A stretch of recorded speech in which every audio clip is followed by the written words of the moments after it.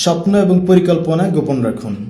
কারণ আপনি যখন কোনো কিছু পরিকল্পনা করেন এবং সেই পরিকল্পনা যখন আপনার কাছের বা দূরের কারো কাছে শেয়ার করেন, তখনই তার মনের মধ্যে হিংসার উদ্রেক জেগে ওঠে।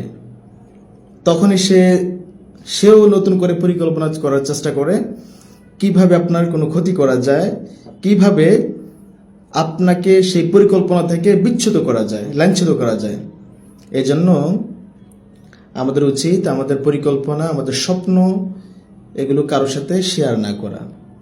যদি আমাদের স্বপ্ন এবং পরিকল্পনাগুলো বাস্তবায়িত হয়, সেটা এমনিতেই মানুষ দেখবে, সেটা আপনি আগ বাড়িয়ে কাউকে বলার প্রয়োজন নেই।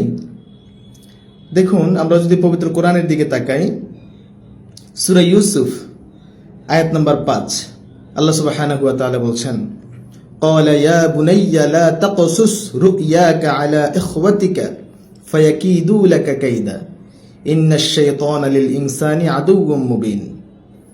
আল্লাহ সুবহানাহু ওয়া তাআলা বলছেন, হযরত ইয়াকুব আলাইহিস সালাম তার আদরের সন্তান হযরত ইউসুফ আলাইহিস সালামকে বলছেন, বৎস, তুমি তোমার স্বপ্নের কথা তোমার ভাইদেরকে বলো না, তুমি তোমার ভাইদের কাছে বলো না তোমার স্বপ্নের কথা। যদি তুমি বলো তাহলে তারা চক্রান্ত করবে তোমার ক্ষতি করার জন্য।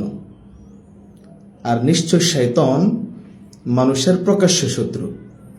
মূলত আমাদের মধ্যে বিভাদ, বিভাজন, হিংসা, বিদ্বেষ এগুলো শয়তানের মাধ্যমেই আমাদের অন্তরে ছড়িয়ে পড়ে।